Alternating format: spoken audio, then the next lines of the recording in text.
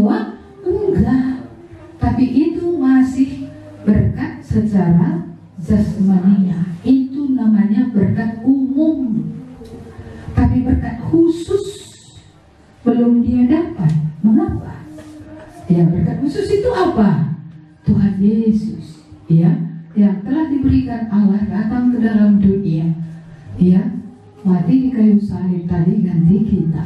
Berkat khusus adalah pengampunan dosa. Berkat khusus adalah keselamatan. Berkat khusus adalah mengenal Allah di bumi, mengenal Allah sampai kepada kekekalan. Iya, jadi kalau berkat yang umum ini, ya, itu sementara. Tapi berkat yang khusus ini sampai kapan? Kekekalan. Kamu lebih suka mana? Suka dua-duanya. Kan gitu ya, umumnya kan gitu. Iya, suka dua-duanya. Tapi kalau hanya boleh pilih satu, hah? Yang mana yang ngomong kekekalan ini? Semua kan? Pilih, sakit mati ke surga atau sehat mati ke neraka. Hah? Mana? Iya, ini bukan sehat Bapak Bram ya, ini sehat kata sifat tadi, bukan nama orang. Iya, bagaimana? Mana pilih? Kembali lagi kan bilang dua-duanya kan? Tadi dibilang kalau hanya boleh memilih satu, mana kan? Pilih. Yang mana coba? Tetap ada yang ngotot dua-duanya. Iya, tetap ada yang ngotot. Iya. Salahkah ngotot? Enggak. Bermohon boleh, dikabulkan bisa iya, bisa tidak. Iya. Karena kan seiring dengan waktu, apa yang terjadi di Taman Eden itu, ya semua orang yang keluar dari Taman Eden tidak mungkin tidak mengalami yang namanya penderitaan. Kutuk terhadap perempuan langsung sakit, susah waktu mengandung gitu kan. Nah, ini berkat atau apa ini kutuk? Berkat karena hamil, tapi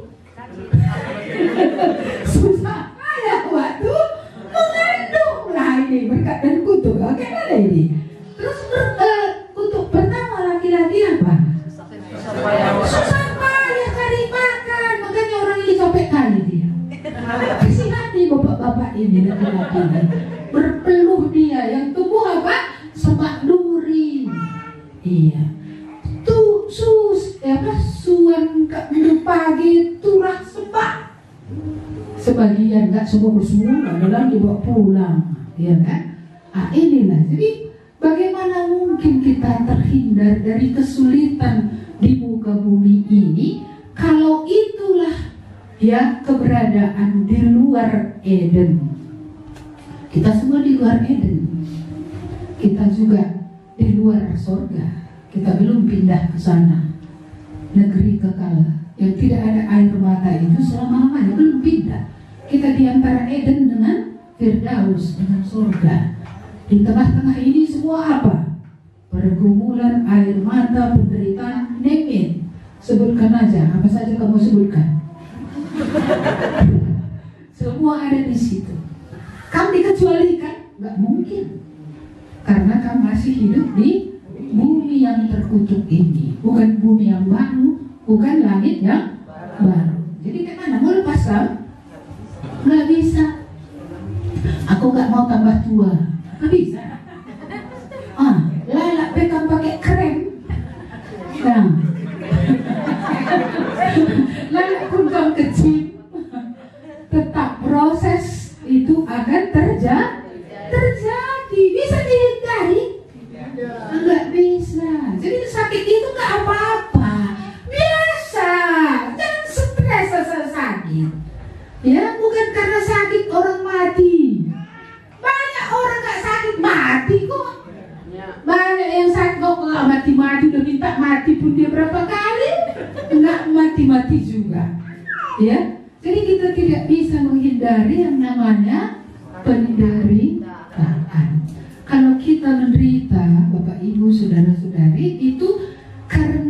berdosa, karena dosa sudah masuk di tengah nenek moyang kita, Adam dan Hawa, dan kita keturunannya. Tapi kalau Yesus, dia tidak menderita oleh karena untuk dosa keturunan, bukan. Dia juga menderita bukan karena kesalahannya sendiri. Dia menderita karena memilih menderita. Nah, ini kalimat paling aneh. Dia menderita karena dia memilih menderita. Mengapa dia pilih menderita? Karena apa? Karena kasihnya kepada saudara dan saya. Karena kasihnya pada kita. Iya. Di sini tadi dikatakan hendaklah kamu memiliki pikiran dan perasaan yang terdapat pada Kristus. Pikiran apa yang ada pada Kristus? Mari kita lihat ayat 3 sebentar dari pasal 2 tadi. Dengan tidak mencari kepentingan sendiri dan puji-pujian yang sia-sia. Sebaliknya hendaklah dengan rendah hati yang seorang menganggap yang lain lebih tinggi, yang lain lebih utama daripada dirinya sendiri. Dan janganlah tiap-tiap orang hanya memperhatikan kepentingannya sendiri, tetapi kepentingan orang lain juga. Ya, ini diminta kepada orang percaya, tapi ini sudah lebih dahulu ada pada Tuhan Yesus. Dia tidak mencari kepentingan sendiri. Dia datang dari surga ke dunia untuk kepentingan sendiri, kan? Iya, dia memikirkan kepentingan orang lain. Orang lain itu siapa? Kita, manusia. Iya, dia menganggap orang lain itu lebih utama tadi ya daripada dirinya. Siapa yang mau gitu? Iya kan? Ya, jadi kita melihat keteladanan Tuhan Yesus. Secara ilmu ini mudah, tapi secara praktis, bisakah kita tidak egois? Ya, tidak egois, bisa. Bisakah kita memikirkan kepentingan orang lain lebih daripada kepentingan kita? Seorang ibu biasanya memiliki ini, apalagi kalau udah bertobat, lebih lagi. Tapi kalau ibu-ibu nggak bertobat, ya bancangmu bertanya, ya kan kau aja yang ngerjakan, kan gitu ya. Kalau dia belum kenal Tuhan. Tapi ada juga ibu-ibu yang belum kenal Tuhan pun memang dia memikirkan kepentingan yang lain. Suaminya kan orang lain juga, anaknya kan orang lain juga, tapi itu yang dipikirkannya. Apalagi kalau sudah bertobat, benar pula lah Amsal 31 itu kan, bangunlah dia pagi-pagi, ya kan? Menyiapkan makanan untuk isi rumahnya. Wah, ini udah ketawa mulai ibu-ibu ini. Karena susah bangun pagi atau karena sudah melakukan? Sudah melakukan ya.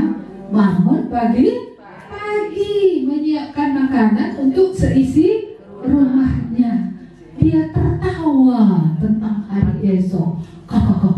Katanya hari esok. Karena hari esok entah anak nanti apa uang sekolahnya, ya kan? Pergantian tahun ajaran, beli tas baru kah atau baju baru, ya. Tapi dia tertawa. Kok bisa ya? Iya, karena dia punya iman. Kepada siapa dia punya iman? Kepada Tuhan Yesus yang hebat, yang luar biasa. Ya, kita tahu Yesus itu adalah Allah ya. Iya. Kata rupa itu dalam bahasa aslinya ada dua. Satu morpe, satu sema. Ya, morpe itu adalah bentuk aslinya.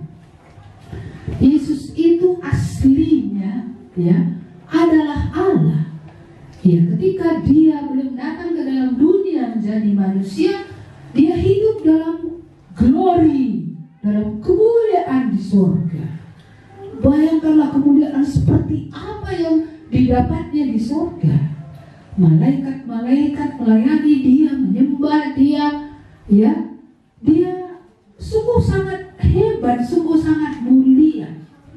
Iya, jadi ketika dia datang ke dalam dunia, dia yang mulia, dia adalah Allah, dia yang punya kuasa, dia yang punya segalanya. Bayangkan datang dalam rupa morfe manusia. Manusia, dia yang tanpa batas menjadi terbatas. Dia yang tidak dibatasi oleh tubuh. Sekarang dibatasi tubuh. Dia yang maha kuasa, langit dan bumi saja dia yang jadikan. Ikut dia dalam penciptaan. Tapi dia mengambil rupa seorang manusia, seorang bayi yang lemah. Iya, yang popoknya pun harus diganti. Itu luar biasa loh. Iya, bagaimana dia benar-benar merendahkan dirinya. Iya, Alkitab berkata, mari kita lihat ayat yang ke-6. Walaupun dalam rupa Allah, morpe Allah, ya keberadaannya sebagai Allah, ya dia sebenarnya sangat luar biasa. Dia maha hadir, dia maha kuasa, ya. Dia memiliki segala kemuliaan. Iya, tapi kemudian apa yang terjadi? Dia tidak menganggap kesetaraan dengan Allah itu sebagai milik yang harus dipertahankan. Maksudnya ini tidak harus gelem gitu ya, dipegang erat gitu. Iya, dalam rupa Allah, melainkan telah mengosongkan dirinya sendiri dan mengambil rupa seorang hamba dan menjadi sama dengan manusia. Iya, jadi dia mengosongkan diri bukan berarti dia nggak Allah lagi. Dia tetap Allah. Kemuliaannya itu tetap miliknya. Tapi untuk sementara ketika dia menjadi manusia, dia dikosongkan dari kemuliaan itu. Tapi nanti setelah tugasnya selesai, di dalam kitab Yohanes kita membaca dia berdoa, permuliakanlah aku sebagaimana ya sebelumnya. Jadi setelah Yesus nanti naik ke surga, kemuliaan itu semua kembali lagi. Iya, cuma ibarat raja ya, dia raja lalu datang ke dalam tempat rakyatnya tinggal, memakai baju rakyat jelata. Apakah dia raja? Ya dia tetap raja. Tapi dia menyatakan diri sebagai rakyat untuk bisa berkomunikasi dengan rakyat, memperhatikan hidup mereka, memikirkan apa yang perlu untuk mereka. Itulah gambarannya. Iya, Yesus dari kekekalan pun sudah tahu apa yang dibutuhkan oleh manusia. Tapi dia harus mengambil rupa manusia. Iya, saya ketika ada dulu orang yang dilayani ke penjara gitu ya, di penjara, saya karena merasa penjara itu tempat orang kriminal gitu ya, tempat orang yang tidak baik, untuk berkunjung ke situ pun rasaku harga diriku turun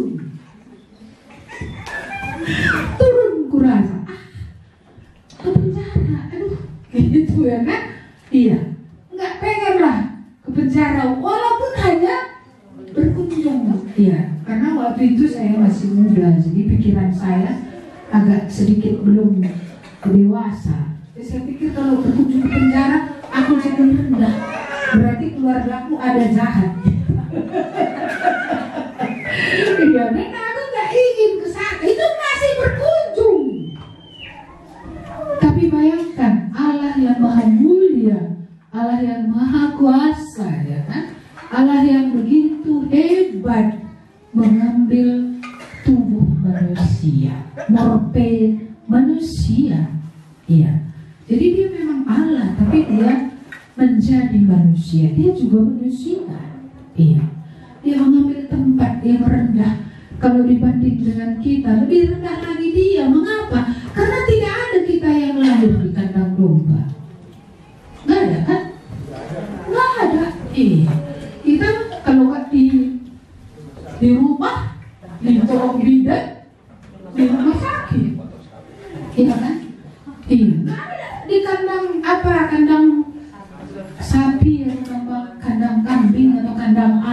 gitu ya. Yang dibersihkan maksudnya. Yesus kami berdoa. Amin. Baik, sebelum kita membuka Alkitab, saya mau tanya ini. Siapakah yang paling kalian kagumi? Adakah? Gak usah dulu Tuhan Yesus, manusia dulu. Adakah orang yang saudara kagumi? Ada, ya. Apakah itu orang tua kita? Ya. Ada yang orang tua kita ya. Adakah mengagumi orang lain? Ada. Baik. Dalam hal apa mereka saudara kagumi? Kasihnya sama Tuhan. Oh, kasihnya, imannya. Oke, ada lagi. Gak pelit. Dari mana ini gak pelit ini? Kok langsung pelit-pelit pagi-pagi? Oh, dalam kemurahan hatinya ya. Baik, ada lagi kah dalam hal apa kan kagumi?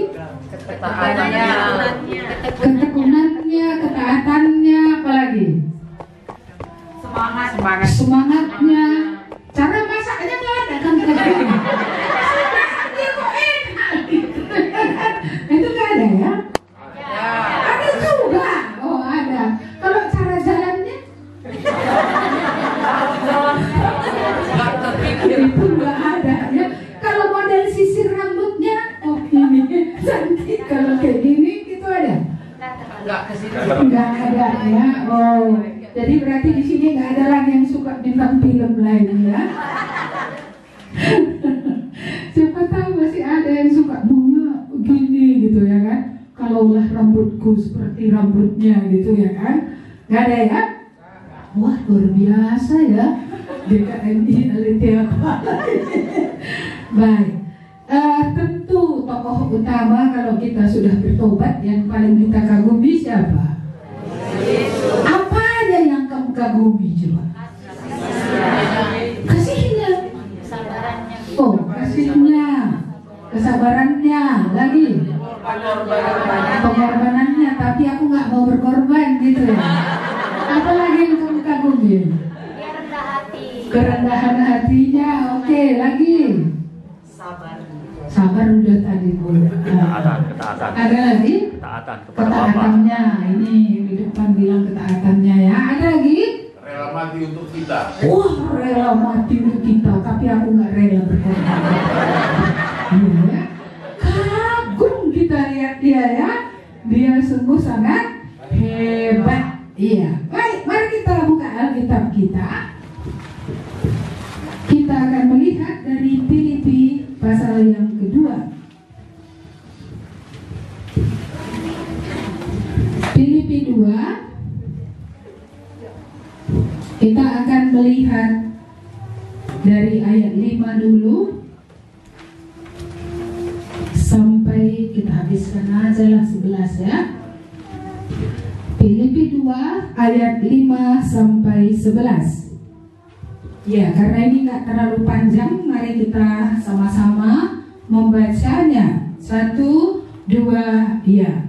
Hendaklah kamu dalam hidupmu bersama menaruh pikiran dan perasaan yang terdapat juga dalam Kristus Yesus, yang walaupun dalam rupa Allah tidak menganggap kesetaraan dengan Allah itu sebagai milik yang harus dipertahankan, melainkan telah mengosongkan dirinya sendiri dan mengambil rupa seorang hamba dan menjadi sama dengan manusia.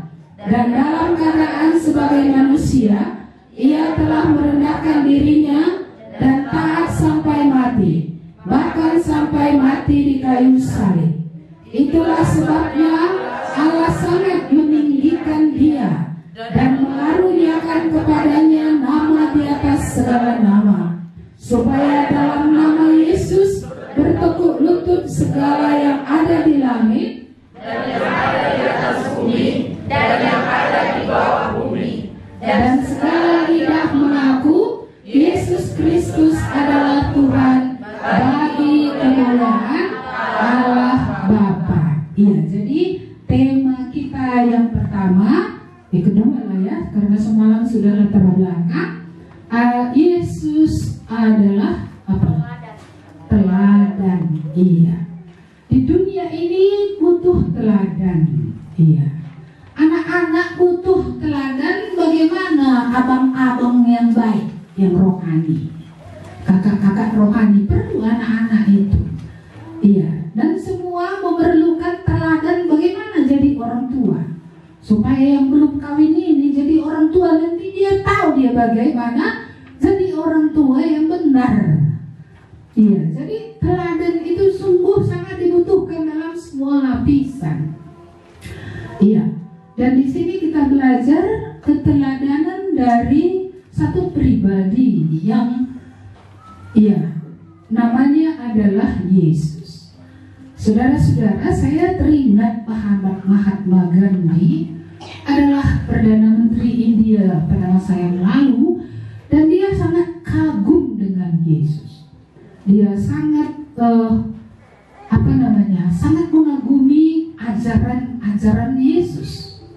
Iya, bagaimana Yesus mengajarkan begitu banyak hal, terutama hal-hal yang ditulis dalam khotbah di bukit. Itu sangat mempengaruhi hidupnya, walaupun dia bukan orang percaya. Iya, terutama kalimat yang mengatakan kasihilah musuhmu. Karena di dunia ajaran seperti itu tidak ada. Semua berkata mata ganti mata, gigi ganti gigi. Ada menghuli bandu, aku bebacikan. Tapi tidak bandu menghuli, aku lebih enggak. Bancika aku gitu ya. Bisa juga aku buat yang tidak baik ini gitu. Jadi dia sangat salut dengan ajaran Yesus. Karena itu suatu hari dia berkunjung ke suatu gereja di India. Tapi sayang, orang-orang yang di dalam gereja itu tidak menuruti teladan Tuhan Yesus yang berteman dengan semua orang, bisa ramah dengan semua orang. Dia oleh karena warna kulitnya hitam, dia diusir. Tidak dibolehkan masuk ke gereja. Iya. Jadi akhirnya dia berpikir, Yesus dengan ajarannya yang luar biasa, tapi kok pengikutnya kayak gini? Jadi akhirnya saudara tahu apa yang terjadi? Dia nggak mau lagi ke gereja. Iya, nggak jadilah bertobat. Betul. Iya. Kasihan kali. Iya kan? Mengapa orang yang mengaku Kristen menjadi batu sandungan baginya? Dia tidak melihat Yesus pada orang yang Kristen yang dijumpainya di sebuah gereja kecil di India. Gereja itu rasis, tidak menerima orang yang berwarna kulit yang lain dan bangsa yang lain. Mereka hanya menerima semua orang yang warna kulitnya putih. Iya. Jadi tanpa disadari oleh orang-orang Kristen yang ada pada zaman itu, dia menghalangi orang masuk ke dalam kerajaan Allah. Iya, saudara-saudara, bagaimana dengan kita ya? Iya, kita ini orang percaya semua ini atau ada yang masih di luar? Ini payah jawabnya dengan jujur ya. Karena bisa juga menurut Allah udah bertobat, menurut Tuhan nah ini kan kacau juga ini. Karena ada pula Matius 7 itu kan, bukan semua yang berseru-seru Tuhan akan masuk dalam surga. Karena kalau berseru ini asal susah berserunya kita. Berseru kita kalau susah, tengah malam pun bangun kita kan. Kalau sudah susah ya kan, ya doa puasa kita ya, keringat kita, apakah kita man sekalenda. Hari ini kita akan merendahkan diri di hadapan Tuhan.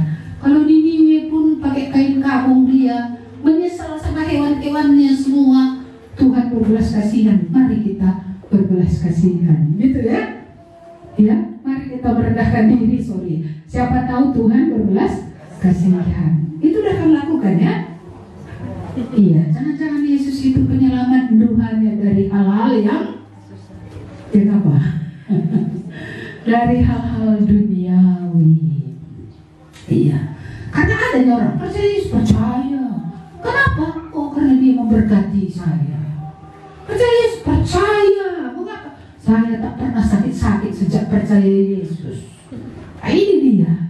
Apa saya bahkan kalau kita baca tentang hidupnya, dia yang kaya masa nggak ada tempat meletakkan kepalanya juga. Kalau kita berkata tidak ada tempat meletakkan kepala, kan masih punya bantal lagi, masih ada rumah lu, nggak kena hujan kan? Rumah lu udah pula 2, ada 3 lagi. Kan hebat kamu dari Tuhan Yesus. Iya kan? Iya. Dia tempat meletakkan kepalanya pun nggak ada. Kalau burung punya sarang, iya kan? Tapi Yesus tidak mempunyai kumpul pun dengan murid-murid, pinjam apa? Rumah orang untuk merayakan Paskah terakhir, perjamuan malam terakhir. Iya. Makanya nggak ada yang nyuci kaki, nggak ada dua-dua. Semua yang datang itu siapa? Tamu. Siapa tuan rumahnya? Nggak ada. Jadi akhirnya di mana? Di manakah Petrus? Iya. Apakah dia merasa nggak layak dia yang menyapu kaki gurunya? Gak suka memang orang lihat yang kotor-kotor ya. Iya, nggak ada yang bergerak. Murid banyak, satu pun tidak bergerak. Jadi yang bergerak siapa? Apa yang dilakukannya? Ambilnya baskom, isinya air, ambilnya kain lap, lalu apa? Dilapnya lah kaki murid. Iya, gitu ya. Iya, jadi kampung gitu ya. Nggak mau kami yang duluan bergerak ya. Nunggu ada pendeta, ada Ibu Marlina, itu ada pendeta siapa lagi? Iya, semua hamba Tuhan. Ada majelis kok, ngapain pulang aku? Gitu ya. Itu di kampung lain, di sini nggak ada itu. Di DKM Pialite Akuala orang berlomba-lomba ya, begitu ya. Iya. Berlomba-lomba ngapain? Duduk. Iya. Atau berlomba bergerak, iya kan? Iya.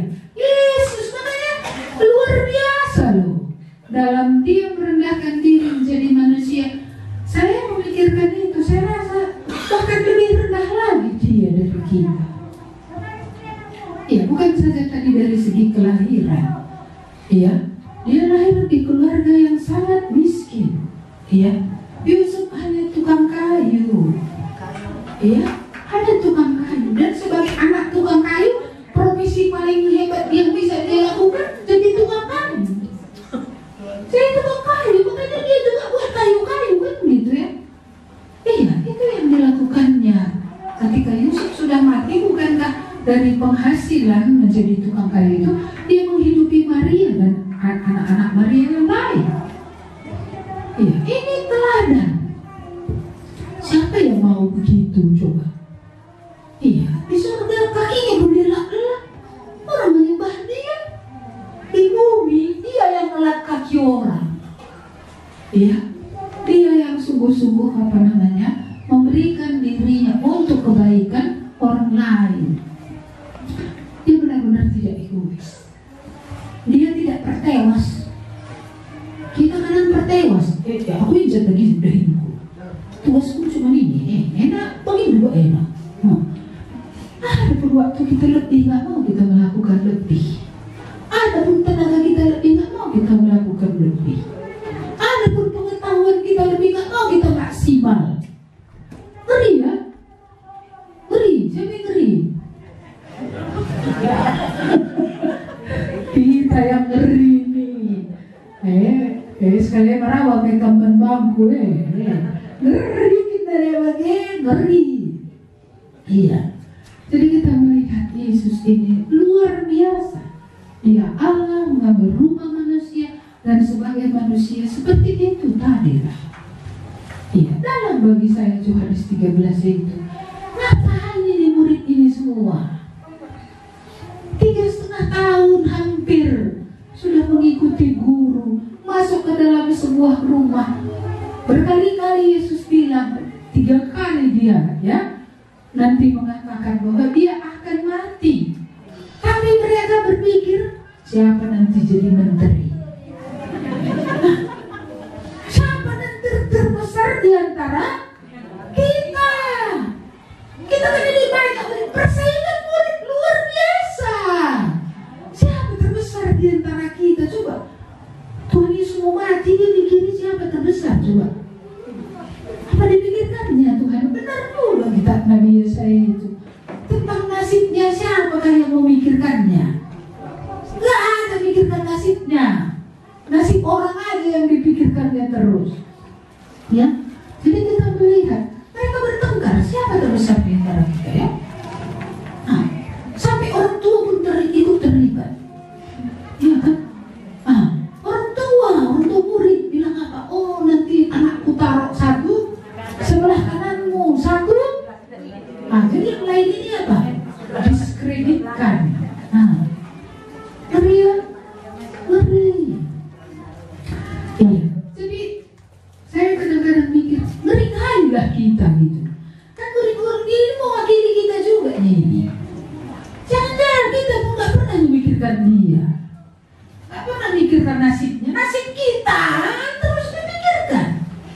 Iya, padahal nasib kita sudah diperbaiki. Kalau Yesus tidak datang, nasib kita kayak mana coba? Iya, tak usah dulu masuk neraka, di bumi saja. Ya kan, asal menghadapi pergumulan, katanya kan, gitu ya di bumi ya. Iya, ada lagi gak bisa tidur. Tadi malam tidurnya ya. Iya, ada yang gak bisa tidur. Sampai kalau di Medan pakai palium. Apa itu palium? Obat tidur. Iya, pakai obat supaya bisa tidur. Palium sekian, lalu nanti kurangi jadi sekian gitu. Bisakah kamu bayangkan jika Yesus tidak datang, kamu di mana hari ini? Coba pikirkan, kalau Yesus tidak datang, kita di mana? Iya, macam-macam ya. Ada orang sudah di penjara berjuang dia. Ada orang sudah di rumah sakit jiwa. Ada yang sudah mati bunuh diri. Iya, ada yang sudah jadi pelacur barangkali. Ada jadi pergolongan. Iya kan? Iya. Jadi kalaulah kita boleh sedikit review masa lalu, jika Tuhan tidak datang ke dalam dunia, di mana aku? Mengapa aku bisa mengeluh kalau dosaku sudah diampuni? Mengapa aku mengeluh kalaupun berat pergumulan dalam hidup ini? Iya, sorry sebentar. Iya, ini yang perlu kita pikirkan ya. Di mana kita? Di bumi saja sudah seperti itu tadi kita kacaunya. Iya, lalu belum lagi kekacauan rumah tangga. Di luar Tuhan perang terus. Perang terus. Padahal menikah dulu si genan, katanya si cinta. Iya kan? Tapi yang ada apa? Iya, ngomel kata ibu-ibu. Iya. Yang ada apa? Cuek. Bapak-bapak lebih suka mancing daripada memperhatikan istri dan anak-anak. Itu di Medan. Di Kuala gak tahu aku.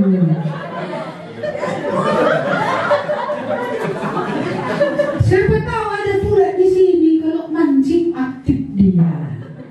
Tapi pikirkan bagaimana supaya anakku beriman? Gak pernah.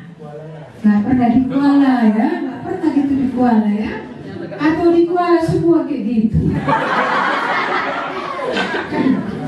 Gak ada bapak-bapak yang duduk memikirkan, Tuhan, kalau Engkau sudah menyelamatkan aku, selamatkanlah anak-anakku ini. Ajari aku, kapan dia aku ngomong, supaya satu ayat bisa aku bagi pada malam hari. Satu ayat inilah aku bagi Tuhan. Kan gitu ya aturannya kan? Iya, tapi tadi di Kuala gak gitu tadi ya. Atau di Kuala sudah melakukan itu ya. Bapak-bapak ini sudah bergumul ya. Aku tidak menyerahkan rohani anakku hanya pada istriku. Aku kepala keluarga, aku imam, aku menjadi teladan. Anak-anakku akan melihat aku. Dia lihat apakah aku berdoa, dia lihat apakah aku baca Alkitab, dia lihat apakah aku nonton lalap, dia lihat apakah aku pegang HP terus, main game terus, dia lihat apakah aku melihat yang tidak, ya kan? Dia lihat. Iya, saudara-saudara, mari kita belajar dari Yesus. Dia tidak pernah egois. Dia tetap memikirkan yang lain. Dia mengosongkan dirinya, mengesampingkan. Sebenarnya kalau dia Tuhan kan wajar dia dilayani. Tapi dia mengesampingkan hak untuk melayani. Jadi hak prerogatifnya ya sebagai Allah yang dilayani, itu pun dikosongkan. Iya. Jadi akhirnya dia yang melayani. Iya. Banyak yang dikosongkan itu sebenarnya ya. Iya. Sebenarnya Allah Bapa, Allah Anak, Allah Roh Kudus itu adalah satu. Mereka berkasih-kasihan, saling satu dengan yang lain, saling mengasihi. Tapi Yesus sengaja menempatkan diri di bawah Bapa. Iya. Ketika dia datang ke dalam dunia, dia menempatkan diri. Posisinya apa? Dia di bawah. Karena dia sebenarnya setara. Kadang-kadang saya pikirkan tentang keluarga ya, dari Kejadian pasal 1 itu kan, pada awalnya manusia diciptakan segambar dengan rupa Allah. Setaranya laki-laki dan perempuan dari sejak awal. Bukan dibuat Tuhan dari awal laki-laki itu lebih tinggi, perempuan itu lebih rendah. Enggak. Tapi ketika masuk dalam pernikahan, wanita menempatkan diri di bawah Adam. Itu seperti Yesus menempatkan diri di bawah Allah Bapa. Iya. Jadi dia sengaja memposisikan diri di situ karena itulah yang diberikan menjadi bagiannya. Jadi tunduklah kepada suami itu bukan karena suaminya hebat, bukan. Kalau Allah Bapa memang hebat, cocok ditunjuki. Tapi kalau suami enggak hebat, kelemahannya paling banyak, makanya dia perlu penolong. Nah, kalau dia hebat, enggak perlu dia ditolong. Justru karena dia enggak hebat, maka dia ditolong, maka dibuat penolongnya. Saudara menjadi penolongnya, menolong dia, jadi jangan mengeluh. Iya. Meneladani Tuhan Yesus, dia menempatkan diri di bawah Bapa, taat sampai kapan? Selama dia senang. Gitu ya. Enggak. Ya, sampai mati. Iya. Kamu belumnya disuruh taat sampai mati, masih taat sehari ke sehari. Iya kan? Itu pun sudah kainari ginde baik, gitu ya. Iya. Iyalah kalau suamiku seperti suami Syanu sana.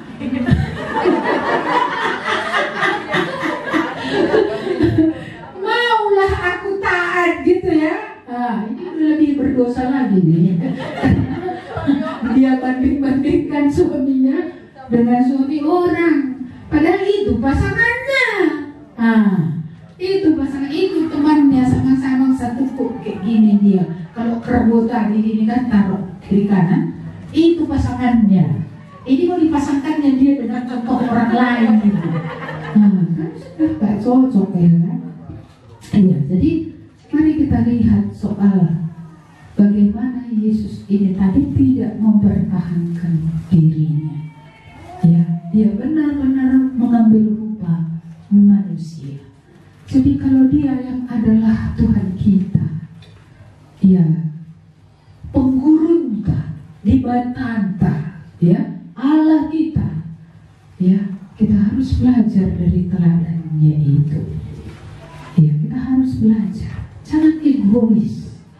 Saya rasa nggak ada orang dulu menikah supaya istriku menjadi budakku.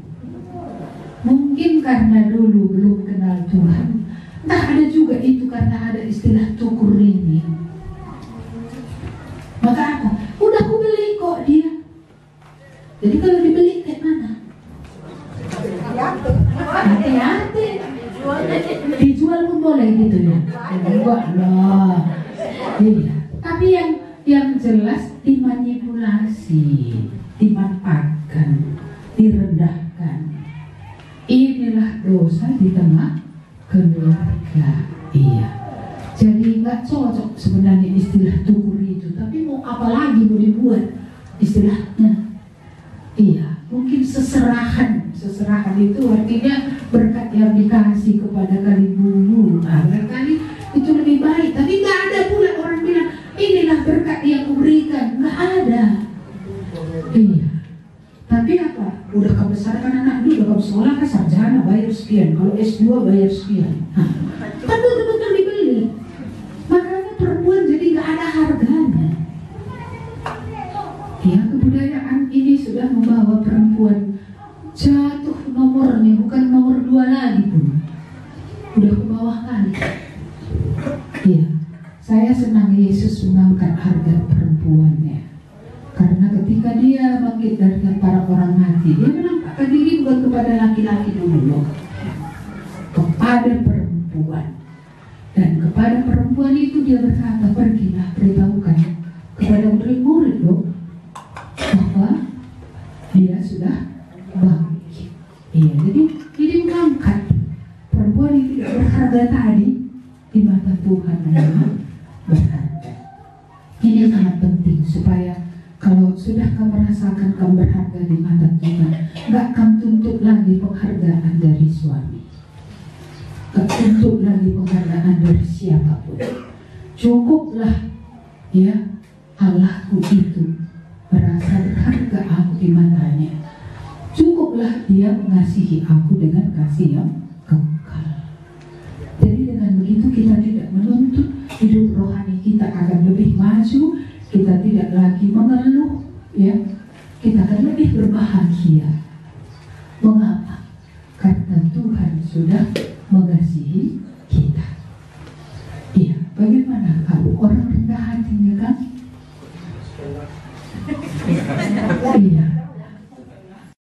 Kamu egois atau tidak?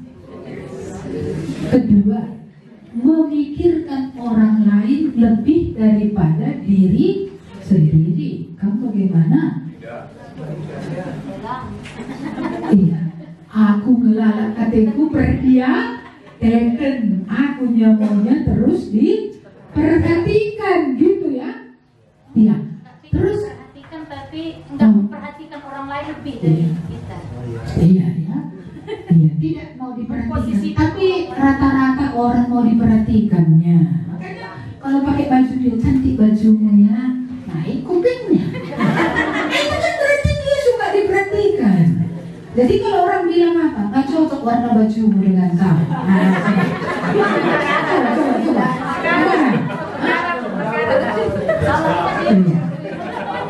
Langsung kena sarungnya kan? Nah, langsung tersinggung. Gak cocok. Dia ngakak kelentengku. Nah, bisa. Iya, pun cocok kamu merasa aku nyaman pula aku dengan warna ini. Apa ini kan? Iya, ini tadi kayak mana? Iya, gua bikin warna baju.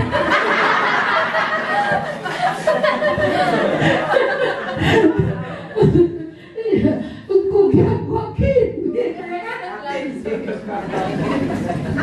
Iya. Jadi orang rendah hati itu tidak mencari pujian tadi ya, tidak cari pujian yang sia-sia. Lalu iya, kayak gini istilahnya yang suka dipuji-puji itu. Puji-puji ini si penggarong ya. Iya, penggarong apa si penggarong? Oh, si penggarong. Jadi dia bukan orang yang suka diagung-agungkan. Iya. Bukan suka orang yang dipuji. Yesus nggak cari puji-pujian seperti itu, enggak. Iya, sama sekali tidak. Ya, tidak ditulis di sini. Tapi saya rasa orang yang rendah hati itu mudah meminta maaf dan memberi maaf.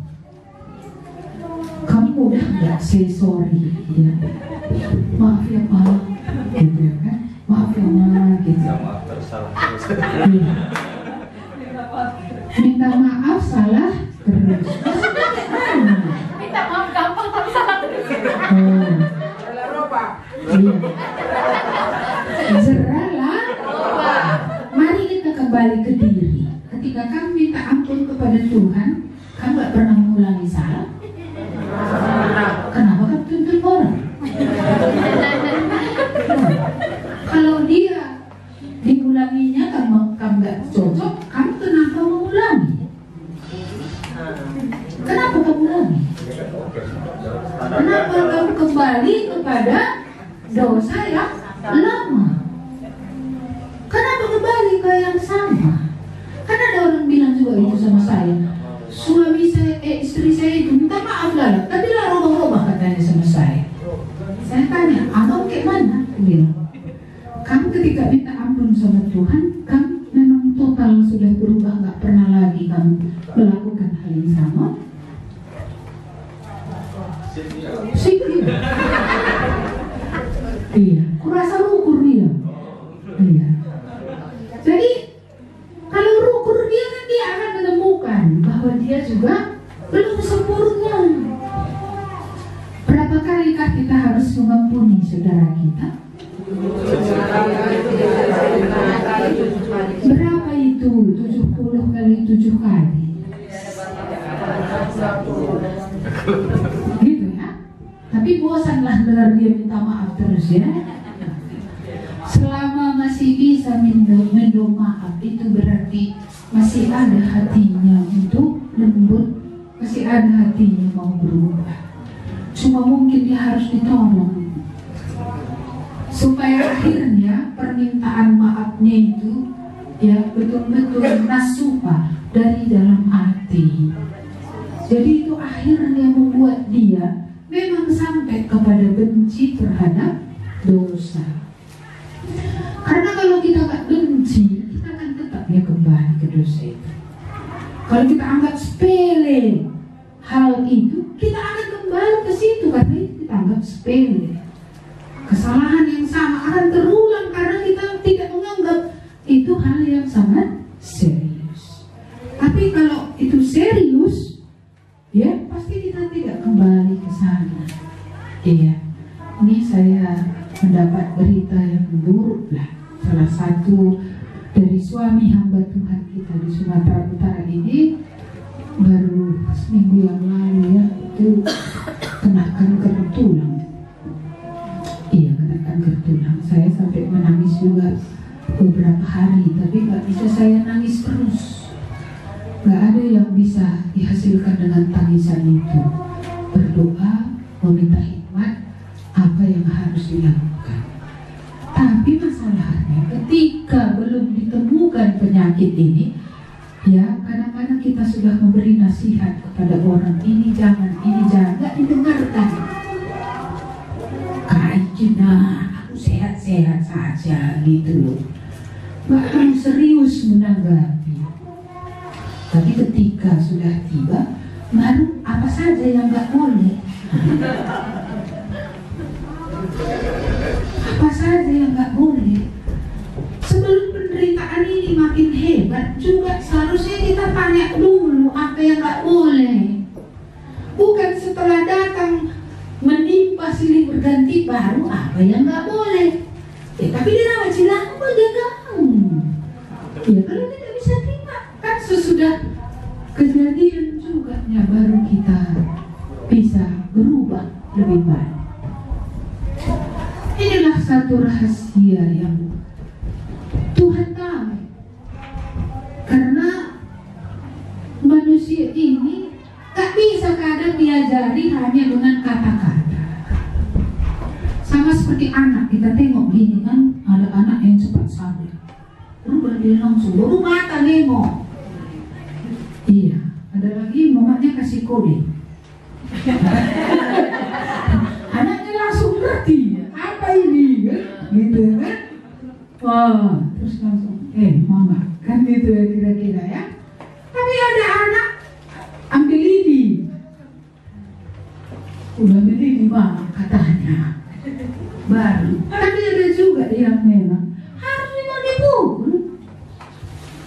Kalau nggak kayak gitu tidak terjadi pengudus yang sebenarnya. Jadi saya mengambil kesimpulan, penderitaan kita ini berguna untuk membuat kita cocok masuk surga. Karena tanpa itu kita tidak bisa dikuduskan lebih baik lagi. Dan tanpa kekudusan bagaimana mungkin kita akan masuk? Tetapi Yesus menderita beda dengan penderitaan kita. Dia menderita, dia merendahkan diri serendah-rendah sampai tadi semiskin-miskinnya, ya, sampai tempat meletakkan kepalanya pun nggak ada, tempat berkumpul minjam, pergi ke Yerusalem naik keledai, kalau raja turunnya naik kuda putih yang hebat, ya, seperti itu. Kita lihat dia dalam keadaan serendah itu, dalam keberadaannya sebagai manusia. Tapi kata kunci yang paling penting adalah dalam seluruh penderitaannya dia tidak berdosa. Karena seandainya dia berdosa, kita satu tidak bisa masuk surga. Justru karena dia tidak berdosa di tengah penderitaan, di tengah pergumulan menyelamatkan manusia, di tengah penganiayaan yang dia alami, di tengah ejekan, di tengah penolakan, di tengah semuanya itu, ya kan? Iya, dia tidak berdosa. Itulah sebabnya dia bisa menjadi pohon keselamatan bagi bangsa-bangsa. Maka semua lutut akan bertelut dan semua lidah akan mengaku Yesus Kristus adalah Tuhan untuk kemuliaan bagi Allah Bapa. Iya. Jadi ini dampak daripada apa? Dampak dari ketidakegoisannya, dampak dari memikirkan orang lain, dampak dari taat, dampak dari rendah hati, ya, dampak dari merendahkan diri tadi di bawah Bapa, ya, akhirnya dia ditinggikan. Iya. Apa kata firman Tuhan? Orang yang meninggikan diri akan direndahkan, tapi orang yang merendahkan diri akan ditinggikan, bukan oleh manusia, saudara-saudara. Jangan harapkan peninggian dari manusia. Siapa yang akan meninggikan dia? Tuhan sendiri yang akan meninggikan dia. Ya, tidak heran kalau kemudian raja-raja menjadi percaya, perdana menteri menjadi percaya, ya, penguasa bangsa-bangsa menjadi percaya, dan kita juga akhirnya menjadi percaya. Ini adalah buah dari apa yang dilakukan oleh Kristus Yesus. Jadi dalam hal apa ya kita tadi meniru teladan Yesus, dan bagaimana kita menjadi teladan supaya sama seperti hidup Yesus menjadi berkat bagi bangsa-bangsa. Kita juga tidak menghalangi orang untuk diselamatkan, tapi lewat hidup kita orang lain akan bisa sampai kepada keselamatan. Ya, di gereja hari Minggu itu saya kasih sebuah ilustrasi tentang dari dunia hewan sebenarnya, ya, itu tentang kesombongan. Itu bercerita tentang apa, di suatu kolam ada tinggal burung bangau, ya, dan juga kodok dan burung-burung yang lain. Pergantian musim gak bisa lagi di situ, air menjadi keruh. Akhirnya burung lain-lain pindah karena gak ada lagi makanan dan minuman karena air sudah kering. Dan tinggal si burung bangau dengan si kodok. Iya, lalu orang ini kawan, ya. Lalu si burung bangau bilang, aku hendak pergi dari sini. Kau bagaimana? Iya, aku pun ikutlah dengan kau pergi dari sini. Ya udah, kalau gitu gimana caranya? Kau kan gak bisa terbang. Sementara kalau kita pindah kita harus cepat ini, gitu. Ya, ini aja lah kata si kodok. Ambillah sebuah ranting yang agak kuat, agak tidak terlalu kecil, tidak terlalu besar. Taruhlah di apa? Di kakinya yang dua, gitu ya, di kakinya. Lalu kemudian apa? Aku nanti ku gigit ranting itu. Lalu nanti kau bawa aku terbang ke tempat yang jauh dari sini, kita nanti di sana ya akan hidup di daerah yang lebih baik daripada ini gitu. Jadilah diri ya kan, realisasi. Alhamdulillah kayu ya, lalu ditaruhlah di antara jari. Datanglah si kodok menggigit kayu itu. Wah, dibawa terbang lah dia, terbang lewat daerah pertanian Kampung Antara kan. Lalu apa yang terjadi? Wah, tengok itu pemandangan yang luar biasa, iya kan? Karena ada seekor burung membawa seekor kodok di kayu itu tadi. Ide siapa itu ya, hebat kali, cemerlang kali katanya. Nah, kata si kodok, ideku katanya. Apa yang terjadi? Matilah dia. Mengapa? Karena terlaku. Iya, sombong dia. Iya. Jadi membawa kepada kematian. Jadi lawan kerendahan hati itu adalah kesombongan. Kalau kesombongan itu seperti itu tadi, dia mau lalap. Ini tadilah nyawanya pun gak dipikirkannya supaya orang lain tahu akunya itu. Nah, coba. Nyawanya pun gak perhatikannya. Coba kan bisa kan demi nyawaku. Tutup saja mulutku, biar sampai aku disalahkan itu kan. Nyawanya sudah ingat jangan lo sombong ini. Nah, dibuka adalah mulutnya, jatuh lagi, pecahlah perutnya.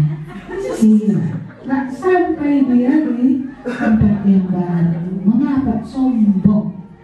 Lawan kerendahan hati itu sombong. Hebat kita rasa terus kita. Orang yang sudah merasa puas dengan tahun sekian, tanggal sekian aku terima Tuhan, itu orang sombong.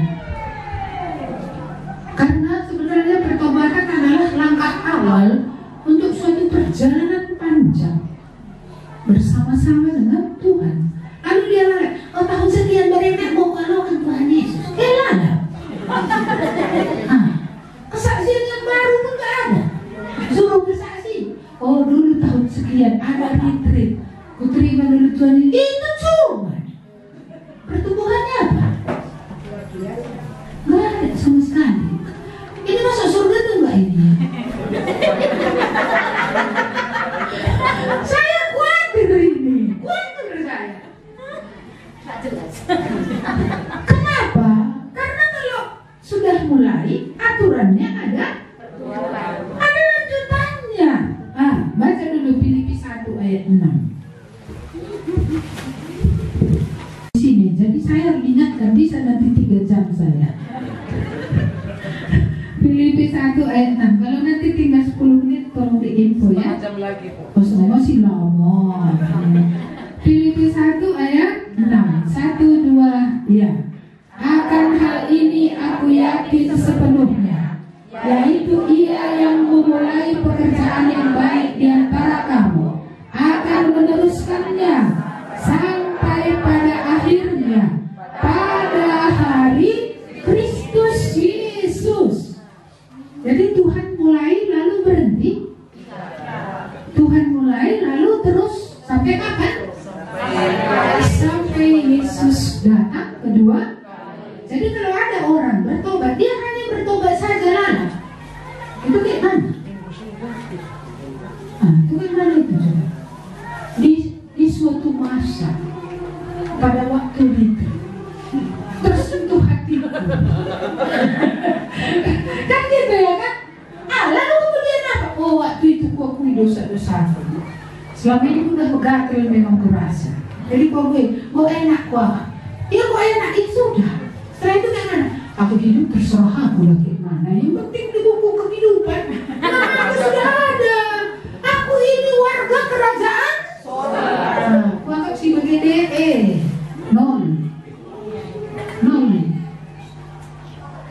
Karena kalau benar Kristus yang tadi sudah mengambil rupa manusia ya, yang merendahkan diri sampai mati di kayu salib itu, kalau itulah Kristus yang dia kenal, ya, yang dia kenal, yang mati untuk dia, yang mengampuni dosa, dia tidak mungkin hidup semau dia setelah Kristus mati untuk dia. Nggak mungkin, nggak mungkin.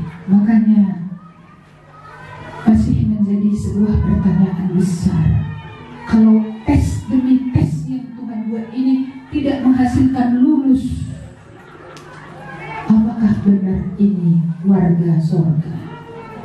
Apakah benar ini orang yang benar-benar hidup di dalam Tuhan? Iya, nanti kerjakanlah keselamatanmu, nanti kita diskusikan lagi itu secara lebih jauh. Tapi ini tadi dulu, ya. Kalau Tuhan sudah mulai, Tuhan itu bukan seperti manusia ngadi tengah jalan. Engkau ngalah, ngadi. Engkau bosan, ngadi. Lagi nggak mood, ngadi. Ya kan? Tuhan nggak gitu loh, nggak berdasarkan oh lagi mood berhenti dulu. Enggak, dia memulai, dia meneruskan, dia sampai kapan ini? Sampai habis. Iya. Jadi kalau Tuhan sudah mulai dalam kamu, lalu kamu lihat stop. Salah pun kamu gak dididik, salah pun kamu gak diajar. Bukan anak kamu itu, bukan anak. Kalau benar kita anak-anak yang dikasihi, tetap diajari Tuhan, dididiknya kita. Bahkan bila perlu didigasnya juga sekali-sekali. Supaya apa? Kita tetap di dalam jalan itu. Karena sesungguhnya ketika kita sudah percaya dosa kita diampuni, kita tidak langsung diangkat ke surga, supaya di bumi ini seluruhnya dikikis, ya, seluruhnya. Itulah sebabnya setelah orang menerima Yesus, sudah diampuni dosanya, terus ada proses pengudusan. Sampai kapan? Terus. Iya, kembali kita ke teladan tadi ya. Dalam hal apanya dia yang sudah kamu teladani? Rendah hati, sudah rendah hati. Apakah kita tidak egois, kita mikirkan orang lain? Iya, dalam hal apa? Lebih kita utamakankah kepentingan orang lain daripada kepentingan diri? Kurang pun aku tidur seperti yang saya bilang tadi. Gak apa-apa lah, aku siapkanlah firman Tuhan untuk seisi rumah kami. Tuhan belum pandai aku, tolong sedikit ini pun buatlah supaya ini menjadi berkat. Anak-anakku ini Tuhan, kalau sudah Tuhan titip di tengah keluarga, janganlah nanti ke neraka dia. Ya, tolong aku supaya sebagai orang tua adalah tugasku. Lagi pula di hadapan Tuhan kan berjanji, aku akan membawa anak ini kepada Tuhan, kan gitu ya kan? Pada waktu penyerahan anak. Iya, jadi ada diberikan waktu untuk anak itu untuk bisa mendengar firman Tuhan, untuk bisa sampai kepada keselamatan. Dalam hal apa? Dalam kemurahan tadi, kamu berkemurahan? Atau di sana tadi, di mana tadi? Tidak kikir itu. Iya. Tidak beli. Tidak beli. Pelit sama kikir beda ya. Kakak adik. Saya mau beritahu rahasia sama saudara. Jemaat Filipi itu jemaat miskin. Cuma dia yang ada uangnya karena dia jual kain ungu. Mungkin orang kedua yang ada uangnya itu, kalau perempuan yang dilepaskan dari setan itu, tenung itu, gak ada uangnya itu. Yang kepala penjara yang hampir mati itulah.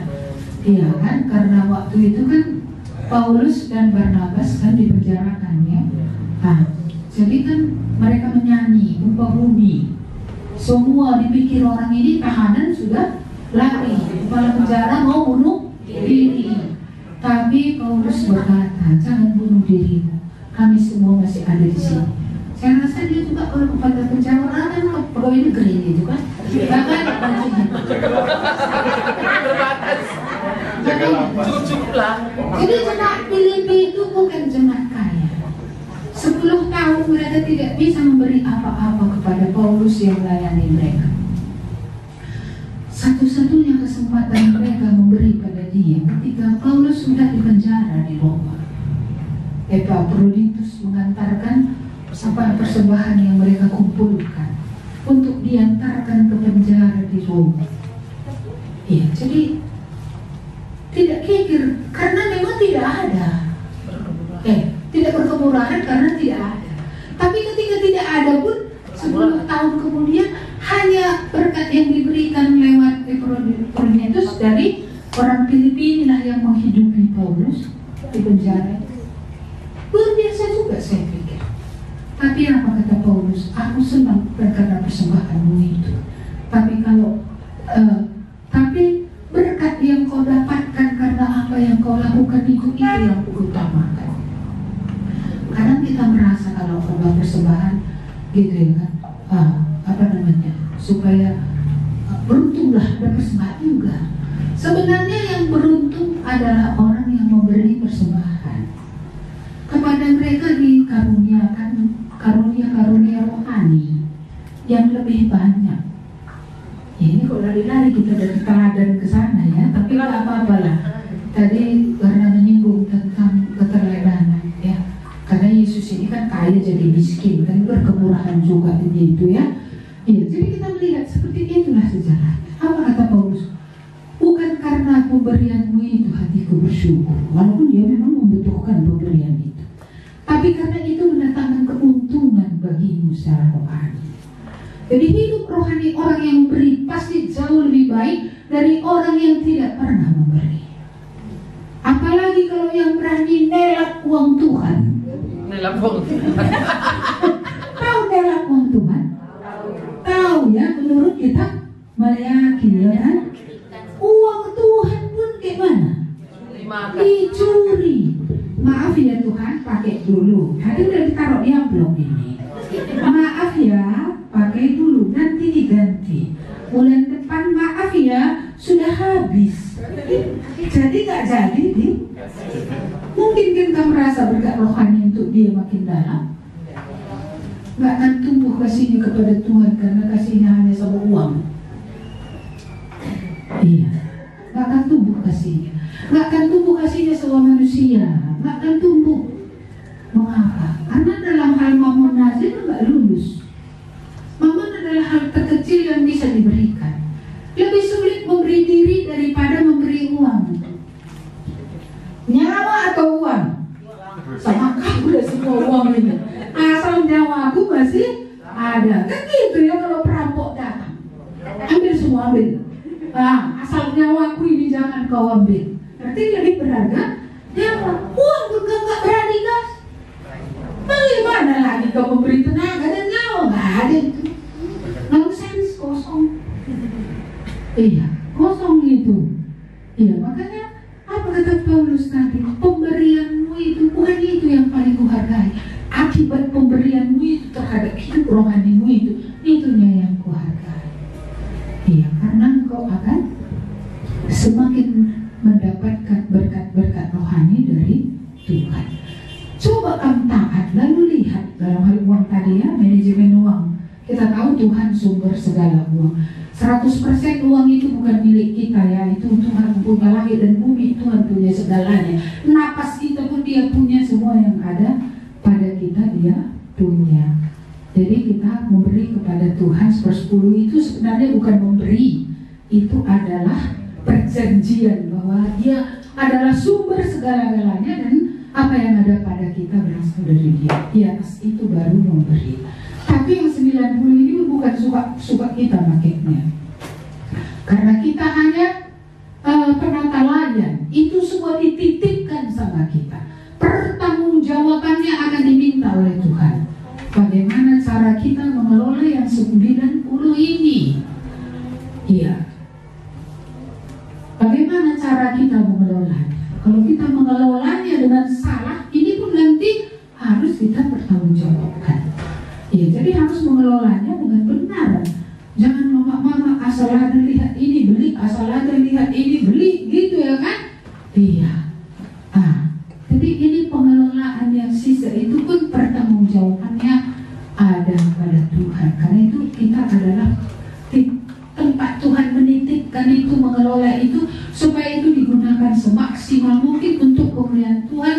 pembangunan kerajaan Allah dan untuk kebaikan manusia.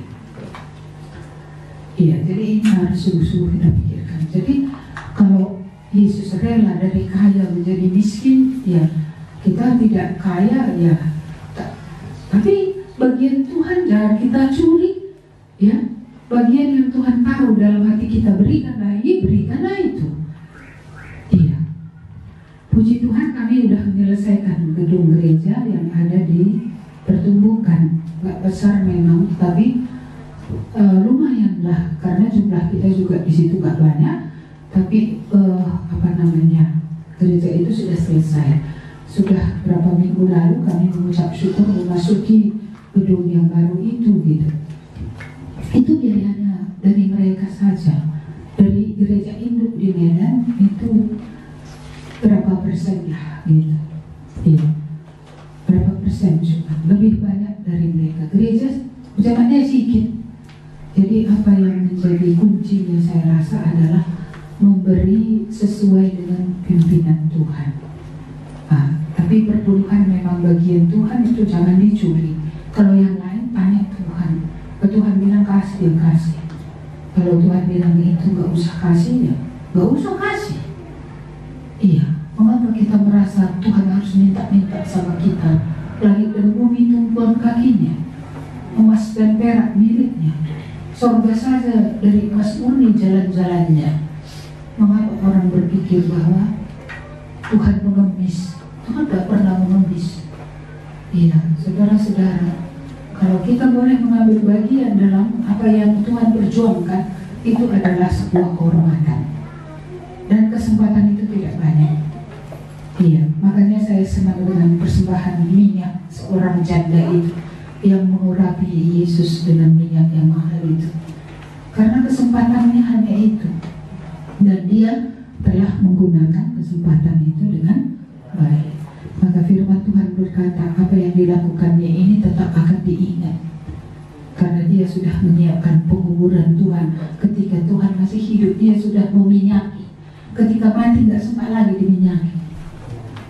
Iya, jadi kita melihat dia melakukannya pada waktu yang tepat. Jadi teladan apa ya? Kerendahan hati, kemurahan, pengorbanan. Apa yang perlu bertumbuh dalam kamu? Yang tak ada.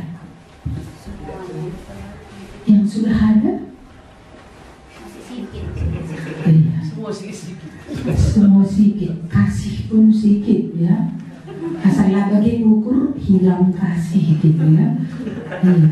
Kasih Tuhan Yesus itu gak pernah sedikit-sedikit. Kasihnya tanpa pamrih. Dia memberikan seluruh hidup dan seluruh nyawanya. Apalagi dari kaya menjadi miskin. Kamu belum miskin, belum. Iya. Orang-orang yang pergi ke daerah lain, misionaris pun aku lihat nggak bisa miskin juga. Mengapa? Kita harus mendukung mereka sesuai taraf hidup di situ. Iya. Masa nanti kita kirim dia, kita lapar dia. Iya. Lalu orang lain akan bilang, aneh gerejanya itu, mengutus orang. Putusannya makan pun tidak, katanya. Gak bisa. Makanya ketika kita mengirim misi, kami mengirim beberapa pada waktu yang lalu gitu ya, harus tidak dipikirkan, paling tidak cukup, tidak lebih, tapi cukup saja. Nah, inilah yang harus kita perjuangkan. Kadang-kadang memang berat. Bagi kami sekarang berat, karena kami punya pos 6 sekarang. Dengan yang di Medan, Kota Gerak udah buka. Terus Porsea udah ya, tebing kami sudah nyewa ruko di Batam, terus kemudian di Pertumbukan. Sidikalang, orang itu termasuk mandirinya itu dulunya kami dukung dana. Karena dulu mereka bilang kami mandiri, jadi itu nggak lagi kami dukung dana. Cuman dari segi kerjasama pelayanan, iya gitu. Jadi semua 6. Berapa hamba Tuhan. Terus Mei sekarang pergi ke India. Di India itu masih kami dukung sekarang walaupun sedikit. Kami belum tahu apakah dia akan menetap di India dan membuka pelayanan di sana selanjutnya. Cuma aku pikir gini, gimana nanti ini semuanya gitu. Ekonomi dunia semakin rendah, semakin sulit. Banyak toko besar tutup, banyak usaha-usaha nggak bisa lagi berjalan. Dan kalau ini memang adalah akhir zaman, keadaan ini tentu akan menjadi tantangan yang besar di masa yang akan datang. Iya, jadi apa yang harus kita lakukan? Apakah kita masih tetap percaya Dia yang telah memberikan nyawanya sanggup memelihara kita? Tapi kita harus siap untuk berbenting kibul, untuk betul-betul sederhana, untuk betul-betul mencukupkan diri dengan apa yang ada. Sekarang orang yang paling sehat adalah orang yang memakan makanan murni. Kanker bisa dihadapi dengan makanan murni kalau itu dari dini. Banyak penyakit sebenarnya bisa disembuhkan kalau kita tidak tidak mau memakan makanan orang kaya. Apa itu makanan orang kaya? Sirkesah tiap hari, yang bernapas tiap hari, entah itu daging, lembu, kambing, babi, ayam, ya. Nah, ini kalau tiap hari ini mempercepat jalan pindah. Ya, jadi harus mengurangi yang demikian gitu. Mulai berbenting kibul. Berbenting kibul itu maksudnya kayak mana ya? Kalau anak baru itu taruhnya apa? Sarungnya di pinggangnya ya. Supaya kuat kerja. Supaya kuat kerja. Ya, supaya bisa mengerjakan dan juga supaya efektif. Iya. Karena kalau murus-murus celananya, ya kan, nggak bisa efektif. Iya. Jadi dari segi keuangan ini, mari kita berharap kepada Tuhan. Ya, lalu kita belajar percaya. Kalau Dia sanggup memberikan nyawanya, maka Dia juga akan memelihara kita. Lebih sukar memberi nyawa tadi daripada memberi uang. Iya. Maka kalau Yesus memberi nyawa, tidak sulit baginya memberi berkat. Iya, gitu ya. Dan kalau kamu juga, gitu ya kan, mau meneladani Tuhan, ya mari, ya kan, mari beri dari yang ada dulu. Terakhirnya nyawa. Kalau yang ini, waktu pun enggak. Sibuk kami. Jam doa, kena sajalah. Jadi yang berdoa juga, itu juga yang melayani, itu juga, semua itu juga. Kamu ngapain? Di kerajaan Allah nggak ada penonton. Di kerajaan Allah semua orang harus jadi pemain. Nah, jadi kamu main apa? Apa? Maksud aku apa bagian tuh? Iya.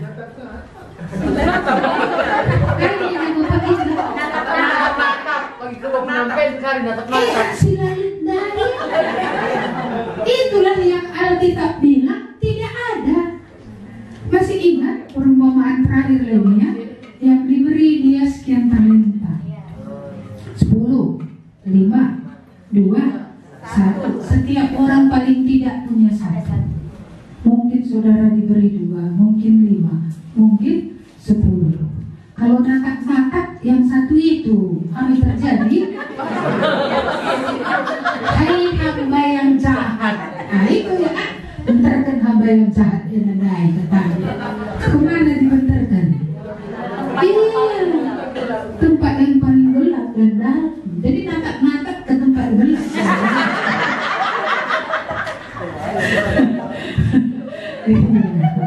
Nggak ada penonton di kerajaan Allah, nggak ada. Iya. Maka saudara-saudara, kalau engkau sudah diampuni, dosamu sudah diampuni, ambillah bagian dalam apa yang menjadi perjuangan Allah. Apa bu? Iya. Habis. Mati.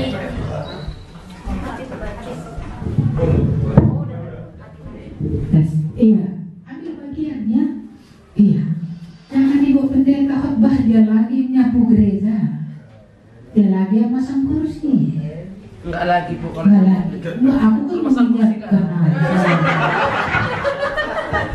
Iya, berarti ini kan karunia-nya sudah difungsikan. Satu pun tadi, ya kalau nggak pakai kan nanti yang satu itu bukan saja kamu tadi dibuang kan, tapi yang satu itu pun diambil lagi dari kamu. Jadi kalau ada nanti kamu punya kemampuan nggak mau kamu gunakan ini untuk kerajaan Allah, itu pun diambil. Di Medan ada anak yang begitu, dia punya karunia masak. Dia merasa lebih baik karunia khotbah daripada karunia masak. Asal kau suruh dia masak, bu, aku khotbah saja kata.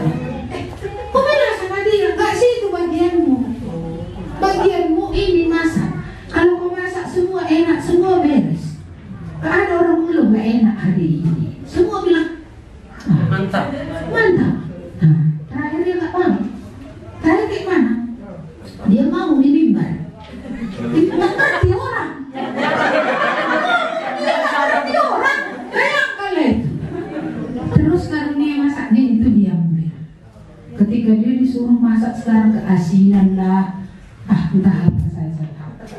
Aku pun nggak termakan pun. Sudah benar. Iya, yang ini pun nggak dapat, yang ini pun hilang. Terakhir mau ngapain dia coba? Nangis lah. Stres lah. Nangis. Apalagi lah bagian gue betul. Iya, natap-natap kok embang tadi.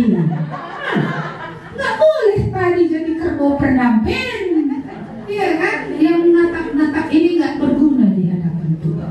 Si begini yang kersimaten pedas deh. Karena nggak ada gunanya. Untuk apa pohon yang nggak menghasilkan buah dikasih makan terus? Untuk apa Tuhan memelihara orang kalau nggak berguna? Untuk apa kasih makan dia terus tiap hari kasih rezeki? Orang dia nggak ngapa-ngapain kok, dia hanya hidup untuk kerjanya, untuk dirinya sendiri, nggak pernah untuk Tuhan. Nggak usah Tuhan, aku pun yang punya pohon ku tebang itu.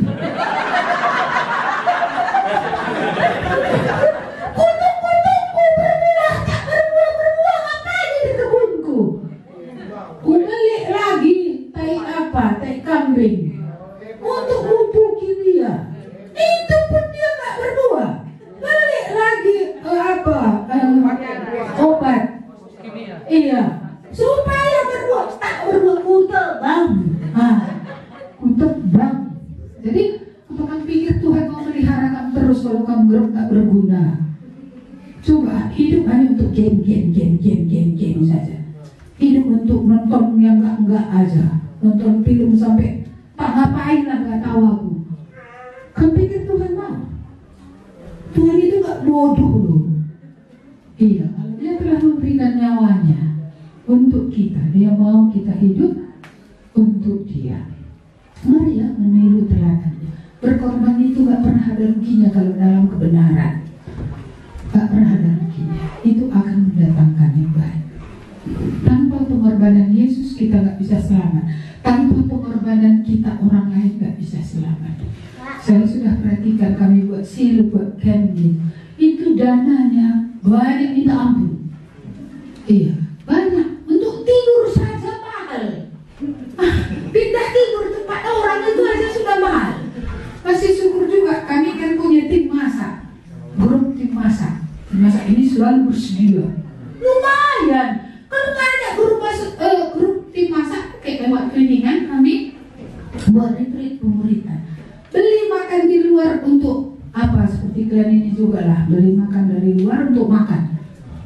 Wah, 3 hari aja sudah bengkak kami.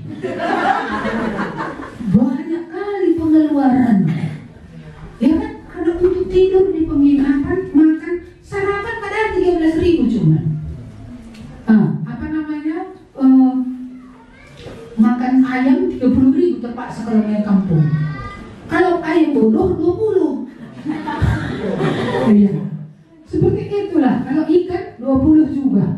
Iya, sangat banyak pengeluaran. Tapi aku bilang nggak apa-apa lah. Karena supaya guru sekolah minggu ini pun ikut semua yang melayani ikut supaya apa namanya anak-anak nggak boleh ikut gitu, karena kalau anak-anak ikut di pemuritan nggak ada yang jaga, kecuali orang tuanya bisa jaga, silahkan gitu. Saya melihat itu pemuritan loh. Nah, jadi untunglah penginjilan ini ada ibu-ibu tukang masak bawa bumi dari Medan, bahwa ini kami hanya sewa dapur, sewa aula, sewa tempat tidur. Itu pun subsidinya. Kalau 350.000 cuma per orang nggak cukup. Itu harusnya mau cukup itu 500 per orang. Nggak mungkin usul 500. Karena anak sekolah sebagian, anak remaja, uang itu nggak ada. Udah nanggung pun dia. Selama 1 tahun baru ada uang gitu. Jadi subsidilah terpaksa. Kalau nggak ada orang yang memberi persembahan pribadi, kas, tuang bilang, supaya ada orang yang bisa menyelamatkan. Jadi harus ada pengorbanan kita. Teladan Yesus dalam berkorban ini kita teladani. Dia berdoa sampai berurai air mata. Dia memberikan semua yang ada padanya ketika hidupnya, ketika matinya. Kita juga harus memberikan yang terbaik untuk Tuhan supaya orang-orang bisa sampai kepada keselamatan. Baik, rasa sampai di sini. Jam berapa sudah? 10 kurang 5 menit. Iya. Adakah pertanyaan 1 atau 2 sebelum kita tutup closing? Adakah pertanyaan 1 atau 2? Atau cukupkah ini? Siap, season ini ada tanya jawab. Oh, tanya jawab. Kalau gitu sudah bisa kita tutup lah ya. Nyanyi kita lagu ya. Selamat datang waktu. Boleh Pak.